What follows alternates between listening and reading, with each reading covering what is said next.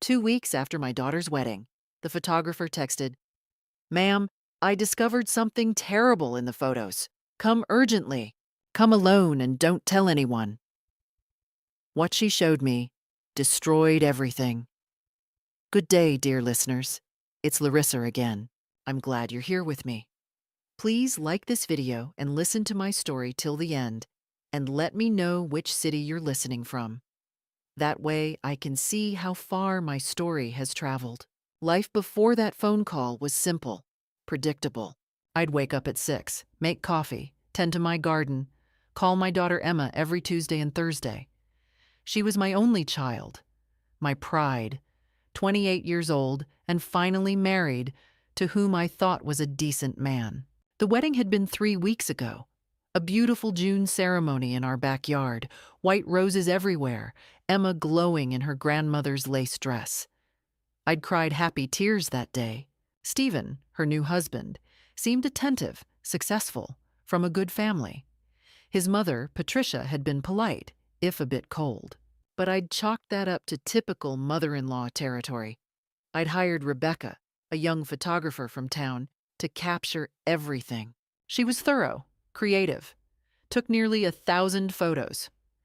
Emma and Stephen had left for their honeymoon in Greece the day after the wedding, and I'd been waiting patiently for Rebecca to finish editing the pictures. Then came that Tuesday morning. My phone rang at 7:43 a.m. Rebecca's name flashed on the screen. Odd. She usually emailed. "Mrs. Chen?" Her voice was shaking. "Ma'am, I found something terrible in the photos. You need to come to my studio, right now. Please come alone and don't tell anyone, not even Emma." My heart stopped. "What do you mean? What did you find?" "I can't explain over the phone. Please, it's urgent." I'd raised Emma alone after my husband died when she was 6. I'd learned to trust my instincts, and every instinct now screamed danger. I grabbed my purse and drove the 12 minutes to Rebecca's small studio downtown, my hands trembling on the wheel. What could possibly be in wedding photos that required such secrecy? Had Stephen been photographed with another woman? Had someone crashed the wedding with ill intent? My mind raced through possibilities, each more disturbing than the last. Rebecca's studio was in an old brick building above a coffee shop. I climbed the narrow stairs, my knees protesting. She opened the door before I could knock. Her eyes were red like she'd been crying. "Show me," I said. She led me to her computer. Multiple screens displayed wedding photos. Emma laughing, Stephen kissing her hand, guests dancing. Rebecca's fingers moved across the keyboard, pulling up a series of images I didn't remember seeing on the wedding day. "I was doing detail work, zooming in to check lighting and focus," Rebecca explained. "Look at this one. Background, near the garden shed." She enlarged a photo taken during the reception, around 8 p.m. when the sun was setting. Emma and Stephen were dancing in the foreground, but in the background, partially hidden behind the shed, were 2 figures. Rebecca zoomed in further. My blood turned to ice. It was Stephen, in his wedding tuxedo, his arms wrapped around another woman in a red dress. Definitely not Emma, who'd been wearing white all evening. They were kissing. Not a friendly peck. A deep, passionate kiss. "There's more," Rebecca whispered. She clicked through a dozen photos, each one worse than the last. Stephen disappearing behind the shed. The woman in red following. Timestamps showed they were gone for 23 minutes. When they returned, separately, Stephen was adjusting his bow tie. The woman was smoothing her dress, but the worst photo was yet to come. "This one I almost deleted because it was blurry," Rebecca said. "But look closely at the woman's left hand." She zoomed in. On the woman's ring finger was a diamond ring, and even in the grainy enlargement, I could see it, an inscription inside the band. I squinted, and Rebecca adjusted the clarity. The engraving read, "Stephen and Melissa. Forever." "Melissa?" I breathed. "Who is Melissa?" Rebecca pulled up another photo, a group shot from earlier in the reception. She pointed to a woman standing next to Patricia, Stephen's mother. Same red dress, same dark hair, same ring. According to your guest list, Rebecca said quietly, that's Melissa Torres. She was listed as Patricia's close family friend. She sat at the family table. The room spun. Stephen had kissed another woman, a woman wearing what appeared to be an engagement or wedding ring with his name on it, at his own wedding to my daughter. And his mother had invited her, had seated her at the family table. Had this been happening right under our noses? There's something else, Rebecca said. I did some quick online searching. Melissa Torres and Stephen Chen, they're listed as co-owners of a property in Vermont. Purchase date, 2 years ago. 2 years. Emma and Stephen had been dating for 3 years. What had my daughter married into? I sat in Rebecca's studio for nearly an hour, staring at those photographs until they burned into my memory. Each image felt like a physical blow. My daughter, my sweet, trusting Emma, was on her honeymoon with a man who'd betrayed her at their own wedding. How could I tell her? How could I not? Rebecca made tea neither of us drank. What are you going to do? She finally asked. I don't know yet, I admitted. My mind was racing, calculating. Emma wouldn't be back from Greece for another week. That gave me time. But time for what? I thought about calling her immediately, ruining her honeymoon with this nightmare. But what proof did I have beyond photographs? Stephen could claim it was innocent, a goodbye kiss from an old friend. Patricia could vouch for Melissa's character.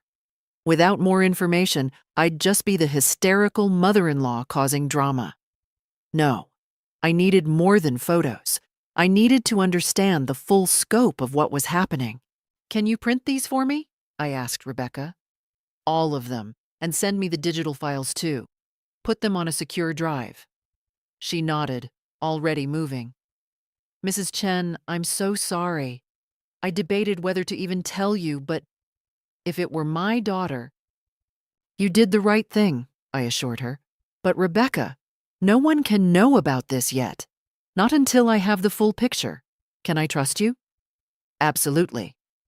I left her studio with a manila envelope of printed photos and a USB drive in my purse. The morning sun felt obscenely cheerful. How could the world look so normal when everything had just shattered? At home, I locked my door and spread the photos across my dining room table. I studied each one, looking for details I'd missed. The timestamps told a story. Stephen and Melissa had disappeared at 8:17 p.m. Emma had been dancing with my brother during that time. I remembered because I'd taken a photo myself. No one had noticed the groom slipping away. I opened my laptop and began searching. Stephen Chen, Melissa Torres, Vermont property. The results came quickly. They co-owned a cabin in Burlington, purchased in June 2023.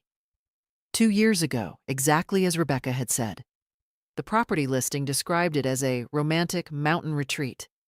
My hands shook as I typed more searches. Stephen Chen, Melissa Torres. I found a charity gala photo from 2022, both of them attending together, though the caption identified them only as attendees. Another search brought up a country club membership list. Stephen Chen and Melissa Torres, listed as a couple. How had none of us known? How had Emma not known? Then I remembered. Stephen traveled frequently for work. Business trips, he'd said. Emma had mentioned them often, sometimes disappointed when he'd missed dinners or events. Burlington, Vermont wasn't far, just a 5-hour drive. Had those business trips been visits to Melissa? I needed to know more about Melissa Torres. I needed to know if she knew Stephen was getting married. I needed to know if Patricia was complicit, and I needed a plan.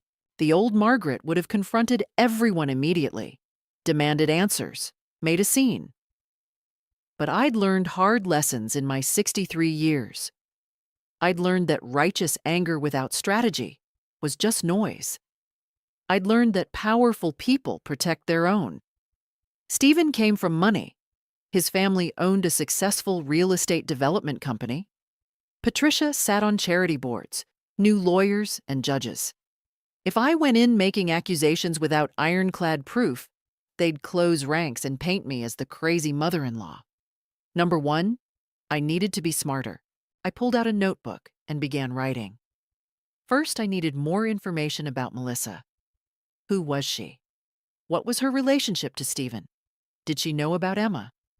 Second, I needed to understand the Vermont property. Was it truly a shared residence? Third, I needed to know Patricia's role. Had she encouraged this? Covered for her son? And I needed to do all of this in 1 week before Emma returned. I picked up my phone and called my old friend, Dorothy. She'd been a private investigator before retiring, and she owed me a favor from when I'd helped her daughter through college. Dorothy? It's Margaret. I need your help with something urgent and confidential. What's going on, Maggie? I took a deep breath. I need you to find out everything you can about a woman named Melissa Torres, and I need it done quietly. How quietly?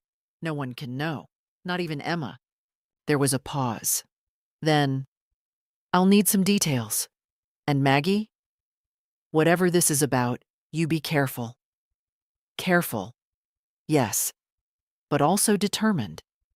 My daughter's happiness was at stake, and I would not let her be humiliated or trapped in a fraudulent marriage.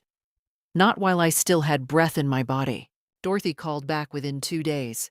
Maggie, you'd better sit down. I was already sitting in my kitchen, nursing my 3rd cup of coffee. I'd barely slept since seeing those photos.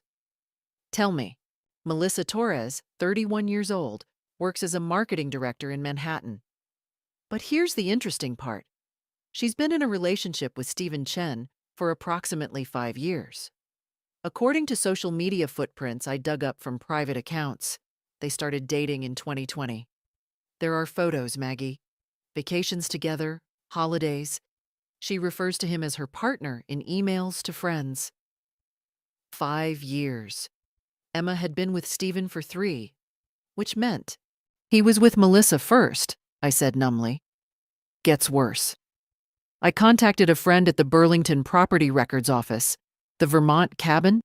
They bought it together using a joint LLC. Both names on all documents. Utility bills are split 50-50. There's even a joint checking account at a local bank. That's not just an affair, I whispered. That's a whole other life. Exactly. And Maggie? I found something else. Melissa Torres filed for a marriage license in Vermont last year with Stephen Chen, June 2024. The room tilted. They're married. The license was issued, but I can't confirm if the ceremony happened. Vermont doesn't require licenses to be returned after the ceremony, so there's no public record of completion. But the intent was there. If they were married, then Stephen's marriage to Emma was… What? Bigamy? My mind reeled. What about Patricia, Stephen's mother? Patricia Chen is listed as a reference on the cabin purchase documents. She's also donated to several charities in Melissa's name. They appear to have a close relationship. I'd say she absolutely knows. I thanked Dorothy and hung up, my hands trembling. This was worse than I'd imagined. This wasn't just a wedding day indiscretion. This was systematic deception. Stephen was possibly living a double life, and his mother was helping him maintain it. But I still needed definitive proof. I needed to know for certain whether Stephen and Melissa were legally married, because if they were, Emma's marriage was invalid. And I needed to know before Emma came home. That afternoon, I did something I'd never done before. I called Stephen's office, disguising my voice as a potential client. His assistant cheerfully told me Mr. Chen was away on his honeymoon until next week, but would be happy to schedule a meeting upon his return. Then I called the Vermont County Clerk's office. Hello, I'm trying to locate a marriage certificate for my records. Stephen Chen and Melissa Torres, possibly married in June 2024. The clerk put me on hold. When she returned, her voice was professional. Ma'am, I can confirm we have a marriage certificate on file for those names, dated June 15th, 2024. Would you like a certified copy? My world stopped. June 15th, 2024. 7 months before he'd married Emma. Ma'am, are you still there? Yes, I'd like that copy, please. I provided my credit card information and shipping address, then hung up. Stephen was married to Melissa, which meant his marriage to Emma was fraudulent. Bigamy was illegal in every state. This wasn't just betrayal, it was a crime. I was still processing this when my phone rang. Patricia Chen. Margaret. Hello? Her voice was cool, controlled. I hope you're well. I wanted to arrange a lunch this week. I think it's important that we, as mothers, maintain a close relationship now that our children are married. Every word felt calculated. Why was she calling now? We'd barely spoken since the wedding. I'm quite busy this week, Patricia, I said carefully. I insist. Thursday at noon? The Riverview Club? I've already made reservations. It wasn't a question, and suddenly I understood. Patricia knew something was wrong. Maybe Rebecca had been seen taking photos in the background. Maybe someone had noticed me at the property records office. Or maybe Patricia simply had instincts as sharp as mine. She was making a preemptive move, establishing control, showing me that she held power in this situation. Thursday works, I said. Wonderful. Oh, and Margaret? Come alone. This should be a private conversation between us. Mother to mother. She hung up before I could respond. I sat there, holding the phone, understanding with perfect clarity what was happening. Patricia knew I'd discovered something. This lunch wasn't about building a relationship. It was a warning, a flex of power. She was going to try to neutralize me before I could act, but she'd made a mistake. She'd given me 3 days to prepare, 3 days to gather my evidence, shore up my position, and plan my response. I pulled out my notebook again and began writing. This was war now, and I had no intention of losing. The Vermont marriage certificate would arrive by overnight delivery tomorrow. I'd also requested certified copies of the property deed and LLC formation documents. Dorothy was gathering more information about Melissa's movements over the past year. I was building a file, brick by brick. Thursday's lunch would be interesting. Patricia thought she was summoning me to intimidate me. She had no idea I was walking in with proof of her son's crime. Thursday arrived cold and gray. I dressed carefully, a navy suit, pearls, my best heels. Armor for battle, though Patricia would see only a polite grandmother. In my purse, I carried a folder containing copies of everything: the Vermont marriage certificate, property documents, photographs from the wedding, bank account statements Dorothy had managed to obtain. The originals were locked in my safety deposit box. The Riverview Club was Patricia's territory, exclusive, expensive, where she sat on the board. I arrived exactly at noon. She was already seated at a corner table, perfectly coiffed, wearing a cream suit that probably cost more than my monthly mortgage payment.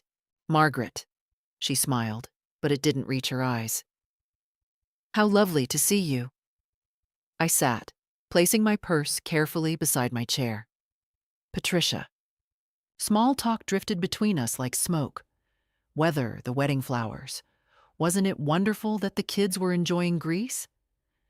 I played along, watching her. She was circling, assessing, trying to determine what I knew. Finally, after the waiter took our orders, she leaned forward. Margaret, I wanted to speak with you about something delicate. Her voice dropped to a confidential tone. I've heard some concerning rumors about someone asking questions about my son, making inquiries into his personal affairs, property records, that sort of thing. So she did know. Really? How strange.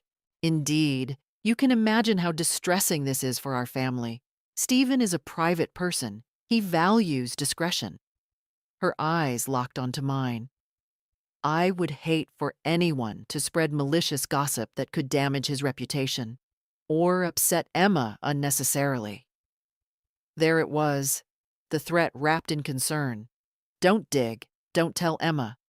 Protect the family reputation. Patricia, I said calmly, what if the gossip isn't malicious? What if it's true? Her expression hardened for just a moment before the polite mask slid back into place. I'm not sure what you mean. I opened my purse and pulled out the folder. I mean that your son is committing bigamy.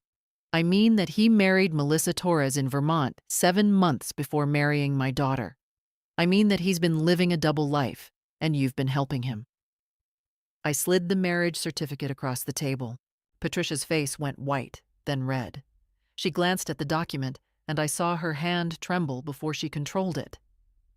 Where did you get this? Her voice was ice. Public records. It's all public, Patricia. The property in Burlington, the joint accounts, the 5-year relationship, the wedding photos showing him kissing Melissa at Emma's reception. I placed each document on the table, one by one. Your son married my daughter while already married to another woman. That's illegal. That's prison time. You don't understand the situation? Explain it to me then. Patricia's composure cracked. Stephen and Melissa, it's complicated. They have an arrangement. Emma doesn't need to know. She's happy, isn't she? Why ruin that? An arrangement. I stared at her. He's married to both of them, Patricia. That's not an arrangement. That's a crime. Melissa understands. She accepts the situation. She's sophisticated enough to know that sometimes men need... Patricia stopped, realizing how that sounded. Need what? A wife for public appearances and a wife for private life? Does Emma look like a trophy to you? Patricia's eyes flashed with anger. Your daughter came from nothing. We gave her a lifestyle she could never achieve on her own. She should be grateful. The mask was off now. This was what Patricia really thought. Emma wasn't good enough for her precious son. Emma was a placeholder, a beard, a pretty face for family photos, while Stephen maintained his real life with Melissa. I'm going to tell her, I said quietly. The moment she lands. No. Patricia's voice turned sharp. You won't. Because if you do, I will destroy you. I have lawyers who will tie this up in courts for years. I have connections in this town, judges, police, media. I will paint you as an unstable, jealous mother-in-law trying to sabotage your daughter's marriage. I will make sure Emma never believes you. And I will ensure you never see any future grandchildren. The threat hung in the air between us. She was serious. I could see it in her eyes. Patricia Chen was prepared to go to war to protect her son, and she had the resources to make my life hell. You're threatening me. I'm offering you a choice. Stay silent, and Emma remains happy, cared for, in a marriage that benefits her. Speak up, and you lose everything. Your daughter, your credibility, your peace. Choose wisely, Margaret. She stood, leaving her untouched salad on the table. I'll give you 24 hours to decide, but know this. If you make the wrong choice, you'll regret it. Patricia walked out, leaving me sitting alone with the evidence spread across the table. I gathered the documents with shaking hands. She'd threatened me. Actually threatened me with legal action, social destruction, separation from Emma and future grandchildren. For a moment, just a moment, I felt genuine fear. Patricia had power, money, connections. She could make good on those threats. I could end up the villain in this story, the crazy mother-in-law nobody believed. But then I thought of Emma, laughing in her wedding dress, so happy, so trusting. Emma, who didn't know her marriage was a sham. Emma, who deserved the truth. I drove home and spent the weekend in my house, curtains drawn, reviewing my evidence over and over. I let myself feel the fear, the doubt, the exhaustion. Dorothy called twice. I didn't answer. By Sunday evening, I knew what I had to do. But I also knew I needed to be smarter, stronger, more prepared than ever. Patricia had shown her hand. Now I needed to build mine. I allowed myself these 3 days to recover, to rest, to plan, because what came next required everything I had. On Monday morning, a messenger delivered an envelope to my door. Inside was a check for $50,000 and a typed note. For your comfort and discretion. A gift from the Chen family. With our warmest regards, they were trying to buy my silence. I stared at that check for a long time. $50,000. That would pay off my mortgage, fund the home repairs I'd been delaying, maybe even allow a proper vacation. For someone like me, living on a teacher's pension and Social Security, it was a fortune. All I had to do was stay quiet, let Emma live in ignorance, pretend I didn't know her husband was a bigamist. I tore the check in half and called Dorothy. They're trying to bribe me, I told her. $50,000. Dorothy whistled. They're scared. That's good. Means we're winning. Winning? Dorothy, Patricia threatened to destroy me. She has lawyers, money, connections. And you have the truth. Maggie, I've seen powerful people try to bury scandals before. They always think money or threats will work. But you know what actually wins? Documentation, evidence, legal facts. She paused. Do you trust me? Yes. Then meet me tomorrow. I have someone I want you to talk to. The next day, Dorothy took me to a law office in the city. The attorney, Sarah Williams, was younger than I expected, maybe 40, but her eyes were sharp and her handshake firm.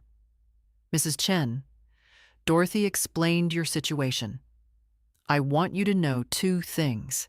First, what Stephen did isn't just morally wrong, it's legally criminal. Bigamy carries serious penalties. Second, you're not powerless here, not even close. She spread my documents across her desk, examining each one.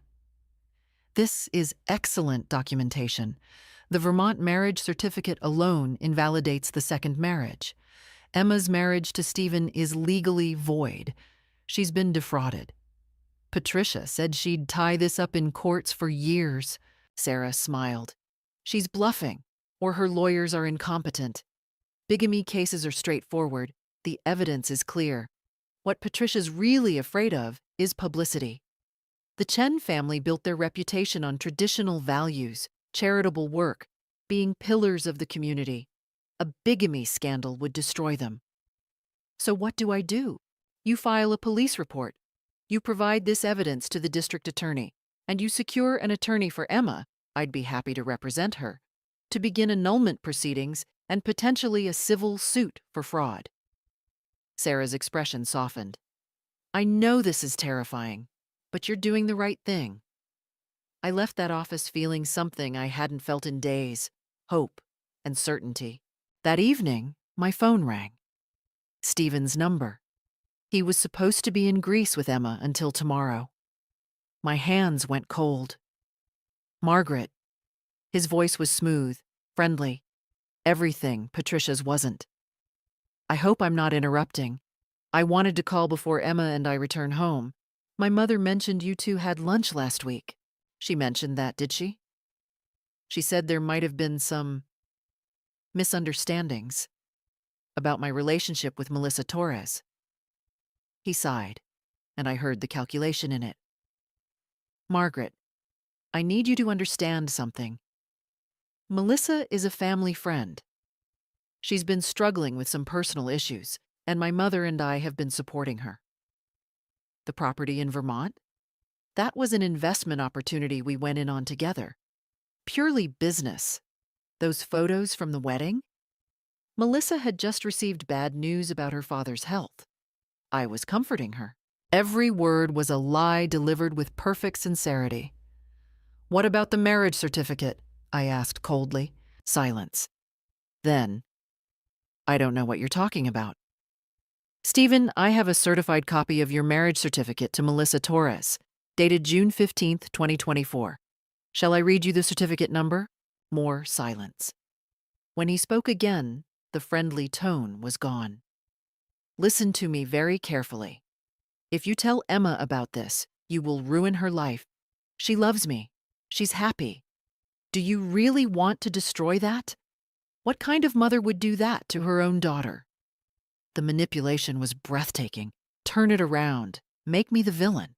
"The kind of mother," I said slowly, "who won't let her daughter be married to a criminal." "You self-righteous?" He caught himself. "My mother tried to be reasonable. She offered you a generous gift. But if you insist on pursuing this, we will make your life a living hell. We will prove you're mentally unstable. We'll show that you've been jealous of Emma's success, resentful of her marriage. We have resources you can't imagine." "Then use them," I said, "because Emma lands tomorrow and I'm telling her everything." I hung up. My heart was racing, but I felt strangely calm, clear. They'd shown me all their tactics now: bribery, threats, manipulation, gaslighting. And none of it had worked. I called my brother Tom that night and told him everything. He listened without interrupting, then said, "Maggie, I'm driving up tomorrow. You shouldn't face this alone." "I'm not alone," I said, looking at the documents Sarah had prepared, thinking of Dorothy's unwavering support. "But I'd love to have you here." 6 a.m. I'll bring coffee." I went to bed that night knowing what tomorrow would bring. Emma would land at 2 p.m. I would meet her at the airport, and I would tell my daughter the truth, regardless of the consequences. The Chens thought they could intimidate me into silence. They were about to learn how wrong they were. Emma's flight landed on time. I waited at arrivals, my brother Tom beside me for support. When I saw her coming through the gates, tanned and glowing, I felt my heart break. She looked so happy. "Mom!" She hugged me tightly. "I missed you so much. Greece was incredible. Where's Stephen?" "Honey, we need to talk. Privately. Can we go somewhere quiet?" Her smile faded. "What's wrong? Did something happen?" "Let's go to my car, please." In the parking garage, with Tom standing guard outside, I told my daughter everything.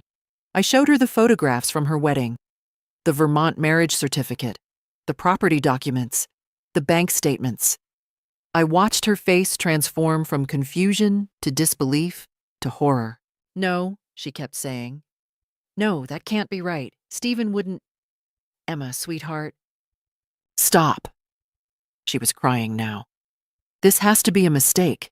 Maybe it's fraud. Maybe someone stole his identity. Stephen loves me. He wouldn't—" "I've verified everything through attorneys and investigators. It's real." She looked at me with such pain in her eyes. "When did you know?" 2 weeks ago. I wanted to be certain before telling you." 2 weeks? Her voice rose. "You knew for 2 weeks and let me stay on my honeymoon with him. Let me sleep beside him, thinking everything was perfect?" The accusation stung because she was right. I needed time to gather proof, to protect you legally. "Protect me? You should have told me immediately." She grabbed her suitcase. "I need to talk to Stephen, hear his side." "Emma, don't—" But she was already walking away, phone to her ear. Tom helped me to my car, where I sat, shaking. Had I done everything wrong? Should I have told her immediately, even without proof? An hour later, my doorbell rang. It was Patricia and Stephen. And Emma. "Let us in, Margaret," Patricia said coldly. "We're going to settle this now." Against my better judgment, I opened the door. They crowded into my small living room, Patricia immaculate as always, Stephen in an expensive suit, Emma with tear-stained cheeks. Stephen explained everything, Emma said, her voice shaky. You misunderstood. You jumped to conclusions. Did I? I looked at Stephen. Would you like to explain to your wife how you misunderstood marrying another woman? Patricia stepped forward. That marriage was never consummated. It was a green card arrangement for Melissa. Purely legal, purely transactional. Stephen was helping a family friend. The marriage will be annulled shortly. The lie was delivered so smoothly, I almost admired her audacity. A green card marriage, I repeated. Is that why they own property together? Have joint bank accounts? Why you kissed her at your wedding to Emma? Melissa was upset that night, Stephen said. She'd just learned her green card was denied. She was being deported. I was comforting a friend. Do you really expect me to believe? It doesn't matter what you believe. Patricia's voice cracked like a whip. What matters is that you've poisoned Emma's mind with these accusations. You've tried to destroy their marriage out of jealousy and spite. Jealousy? I stared at her. Of what? Of Emma's happiness, her success, her escape from your mediocre little life. Patricia's mask was fully off now. You're a bitter old woman who can't stand that your daughter found a good man from a good family. So you manufacture scandals and hire investigators and dig through public records to create drama. I looked at Emma. You believe this? My daughter's eyes were conflicted. Stephen said the marriage was just paperwork, that it meant nothing, that he loves me. Emma, he's lying to you. No, Emma's voice broke. You're lying. You've always been overprotective, always tried to control my life. I finally found happiness, and you can't stand it. The words hit like physical blows. Stephen had his arm around Emma now, comforting her, playing the devoted husband wrongly accused. Patricia moved closer to me, her voice dropping to a whisper only I could hear. You've lost Margaret. Look at her. She's chosen him. She doesn't believe you. And if you keep pushing this, you'll lose her forever. Is that what you want? To destroy your relationship with your only daughter over some paperwork? It's not paperwork, it's bigamy. It's fraud. Prove it in court, then. Spend years in legal battles. Spend your retirement savings on lawyers while we drag your name through the mud. Watch Emma testify against you, saying you're mentally unstable, delusional. Or, Patricia's smile was cruel. Walk away now. Accept that Emma is happy. Let this go. We'll even forget about the investigation you conducted. Clean slate. It was a final offer wrapped in a threat. Submit or be destroyed. I looked at Emma, my beautiful daughter, clinging to Stephen like he was her lifeline. She looked at me with something close to hatred. Mom, please, she said. Stop this. Just accept that you were wrong and let us be happy. I can't do that. Then I can't have you in my life. Emma's voice was cold. Not until you apologize to Stephen and his family. They left together, the three of them united against me. The door closed, and I stood in my empty living room trembling with rage and fear. Tom came out from the kitchen where he'd been listening. Maggie, they turned her against me. My voice cracked. They actually did it. But even as I said it, even as despair threatened to overwhelm me, I felt something else rising. Cold, hard determination. Patricia thought she'd won. She thought isolating me from Emma would make me back down. She was wrong. If Emma wouldn't believe me voluntarily, I'd have to force the truth into the light so brightly that no one could deny it. I didn't contact Emma for 3 days. Instead, I filed a police report. I met with the district attorney. I provided every piece of evidence I'd collected. The assistant DA, a sharp woman named Jennifer Martinez, reviewed everything with increasing interest. Mrs. Chen, this is substantial. Bigamy, fraud, possibly tax evasion given the joint financial arrangements. We'll need to investigate, but I can tell you this has merit. She looked up at me. Are you prepared for this to become public? It will be a scandal. I'm prepared. And your daughter? She'll be dragged into this. My daughter, I said firmly, is a victim, whether she knows it yet or not. The investigation moved faster than I expected. Within a week, detectives interviewed Melissa Torres. According to Jennifer, Melissa confirmed everything. She and Stephen had been in a relationship for 5 years, married in Vermont, considered themselves partners. She'd been shocked to learn about his marriage to Emma. Shocked? I repeated. She was at the wedding. She claims Stephen told her it was a business arrangement, that Emma knew about their relationship and accepted it. Jennifer shook her head. Either she's lying or she's been manipulated too. 2 weeks after filing the police report, Stephen was arrested at his office for bigamy and fraud. The news hit the local media immediately. Prominent businessman arrested for bigamy, wife unaware of previous marriage. My phone exploded with calls, friends, reporters, but the only call that mattered came from Emma. Mom? Her voice was hollow. Is it true Stephen was arrested? Yes. For bigamy? Yes. Silence. Then, I need to see you. She came to my house that evening, alone. She looked like she hadn't slept in days. We sat at my kitchen table, and I made tea we didn't drink. The police called me, Emma said quietly.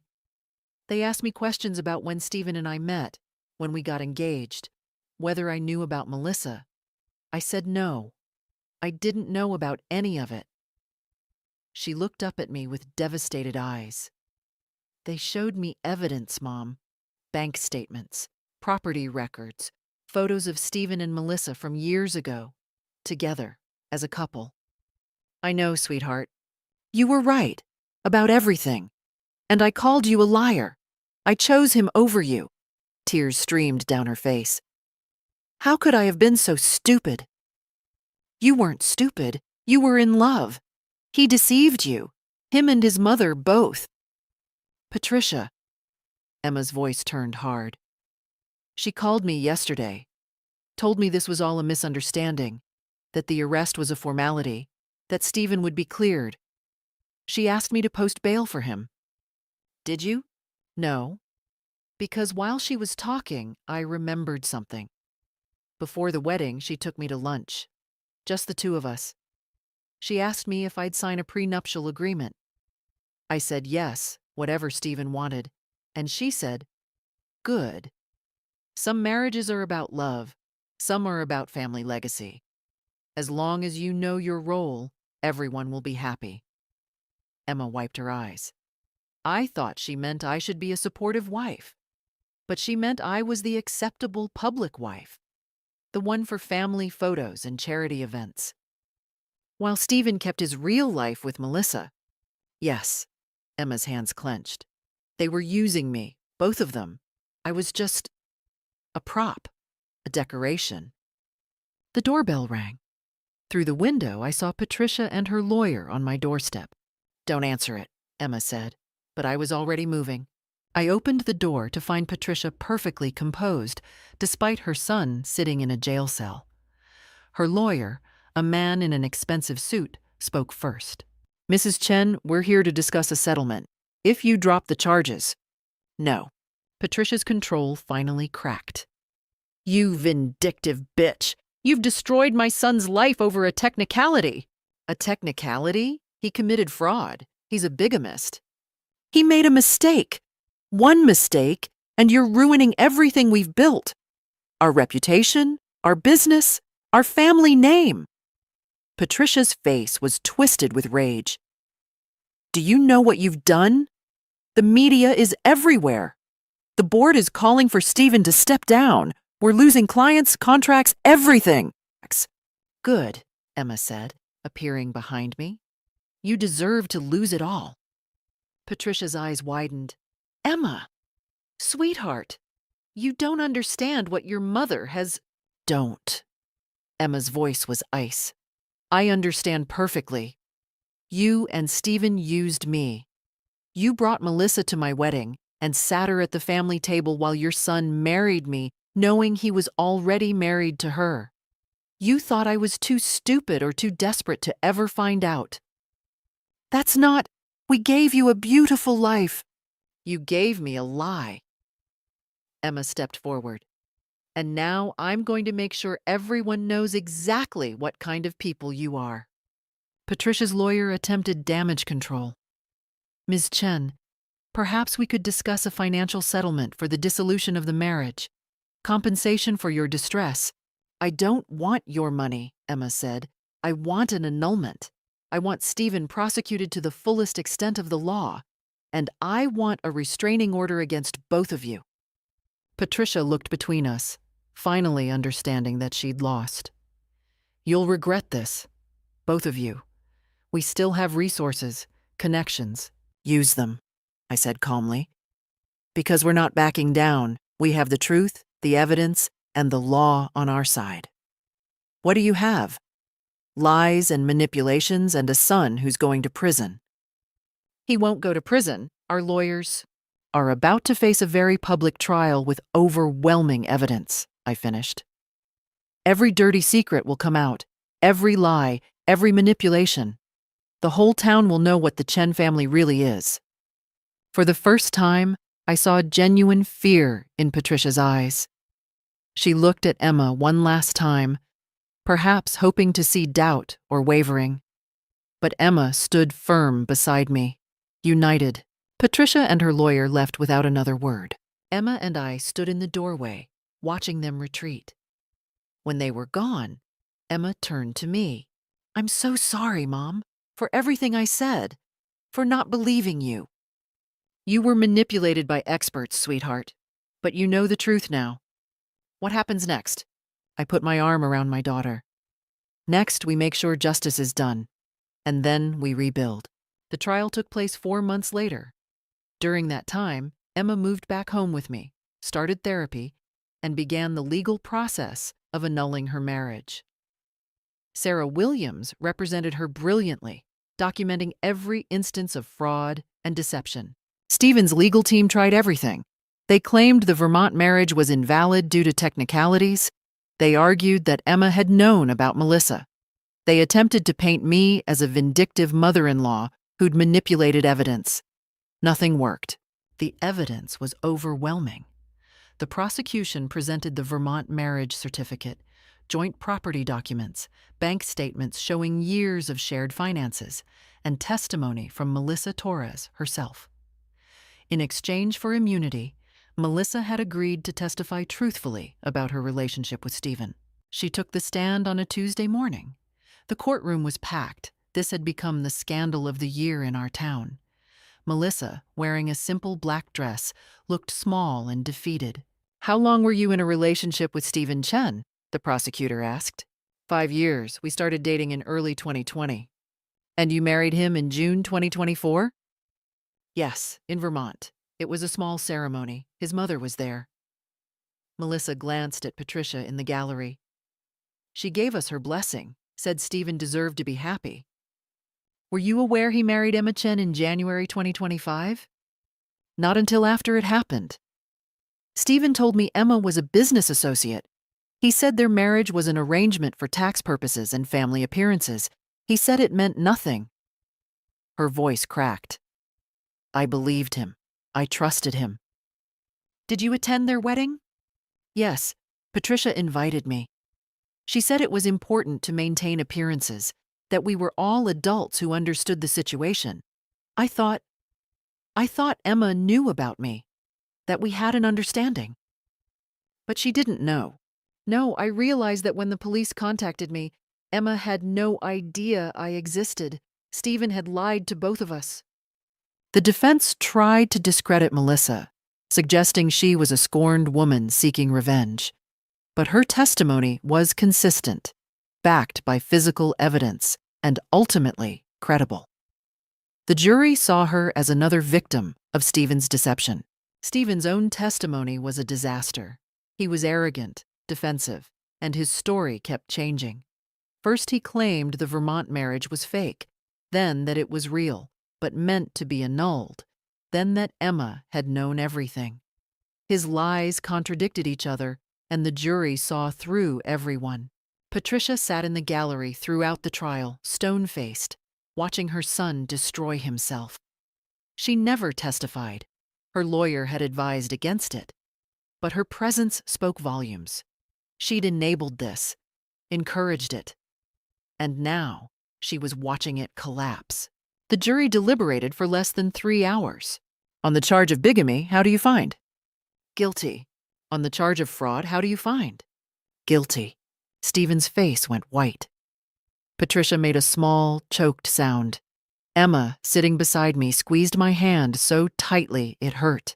The judge, a stern woman in her 60s, looked at Stephen with obvious disgust. Mr. Chen, you didn't just break the law.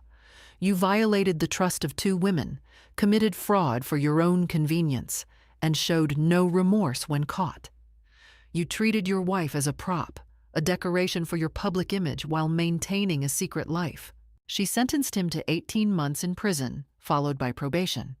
Additionally, he was ordered to pay restitution to Emma for fraud and to cover all legal fees related to the annulment. But the legal victory was only part of Stephen's downfall. The publicity destroyed the Chen family business. Clients fled. Board members resigned. Patricia was forced to step down from her charity positions. Their social standing, built over decades, crumbled in weeks. The real estate company filed for bankruptcy within 6 months. The Vermont cabin was sold to cover legal fees. Patricia's mansion went on the market. Everything they'd built, everything they'd valued above honesty and decency, was gone. Melissa Torres moved to California, starting over far from the scandal. She sent Emma a letter apologizing for her role, however unknowing. Emma never responded, but she kept the letter. As for Emma, Sarah Williams helped her file a civil lawsuit against Stephen and Patricia for fraud, emotional distress, and damages. The case settled out of court. Patricia paid a substantial sum, essentially the last of her liquid assets, to avoid further trial. Emma used part of that money to go back to school for her master's degree. The rest she invested carefully, building her own financial independence. Stephen served his sentence in a minimum security facility. When he was released, he was a registered criminal with a destroyed reputation. The last I heard, he was working as a junior associate at a small firm in another state, living in a studio apartment, alone. Patricia never apologized, never admitted wrongdoing. She moved to Florida to live with her sister, leaving behind the town where she'd once been royalty. The Chen empire, built on money and manipulation, was gone. And good riddance. 2 years after the trial, I stood in my garden on a perfect June morning, cutting roses for Emma's graduation party. She'd just earned her master's degree in psychology, specializing in helping victims of emotional abuse and manipulation. The irony wasn't lost on either of us. "Mom, the caterers are here," Emma called from the house. She appeared in the doorway, radiant in a yellow sundress, her hair pulled back in a ponytail. She looked younger than she had in years, the weight of deception finally lifted from her shoulders. My small house buzzed with activity. Tom was setting up tables in the backyard. Dorothy was arranging flowers. Sarah Williams arrived with her wife. Friends from Emma's program filled the space with laughter and conversation. This was what happiness looked like, simple, honest, surrounded by people who genuinely cared. "Your grandmother would be so proud," I told Emma, gesturing to her diploma, displayed prominently on the mantel next to her annulment papers. She'd framed both, the achievement and the freedom. "I'm proud of me too," Emma said, smiling. "And Mom, I'm proud of you for fighting when I wouldn't." We'd grown closer through this ordeal than we'd ever been. Emma understood now what I'd risked to protect her. And she'd learned hard lessons about manipulation, about trusting her instincts, about the difference between love and control. The party was joyful, full of promise. Emma's new boyfriend, Marcus, grilled burgers and told terrible jokes that made her laugh. He was kind, steady, transparent about his life and feelings. They'd met in a support group for fraud victims. No secrets, she'd told me early in their relationship. Marcus knows everything about what happened with Stephen. We're building something real.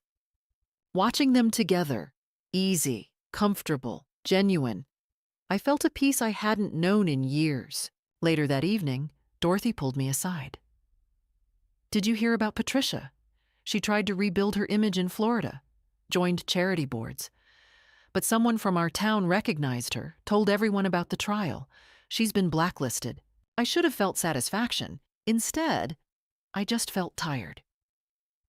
That's her karma, I suppose. Stephen's apparently engaged again. To some woman he met online. She has money.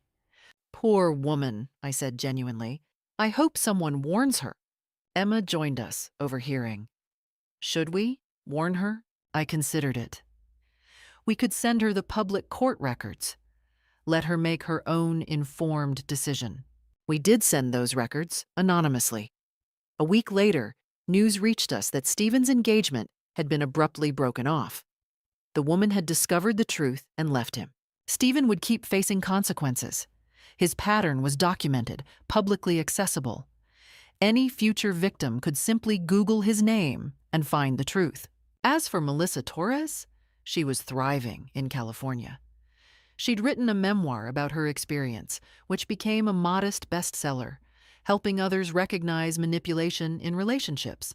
Emma followed a similar path.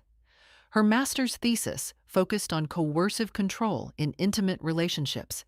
It was published and cited in several studies. She gave talks at universities and support groups, transforming her worst experience into meaning. I'd found new purpose, too, volunteering with an organization helping older adults recognize financial exploitation. My experience investigating Stephen had given me valuable skills. I'd also started dating again, a kind widower from my book club named Frank, who liked crossword puzzles and old movies. No hidden agendas, no secret lives. Emma approved. He's nice, Mom. Genuinely nice. I've gotten better at recognizing the difference, I told her. Sometimes at night, I thought about that phone call from Rebecca 2 years ago. How close I'd come to staying silent, to accepting the bribe, to letting fear control me. If I had, Emma would still be married to Stephen, still living a lie, still being used. Instead, she was free, thriving, happy. And the Chens were living with the consequences of their choices. Not because I'd sought revenge, but because truth demands accountability. That was justice enough. I learned that protecting the people you love sometimes means becoming unpopular, uncomfortable. It means standing alone when everyone else chooses convenience over truth. Would I do it again? Absolutely. Every difficult moment, every threat, every fear, worth it to see Emma free and thriving. If you suspect someone you love is being deceived or manipulated, trust your instincts. Document everything. Seek professional help. Don't let fear or social pressure silence you. Your courage could change someone's life. What would you have done in my position? I'd love to hear your thoughts. Please share your stories, subscribe for more, and remember, the truth always finds its way to light. Thank you for listening to our story.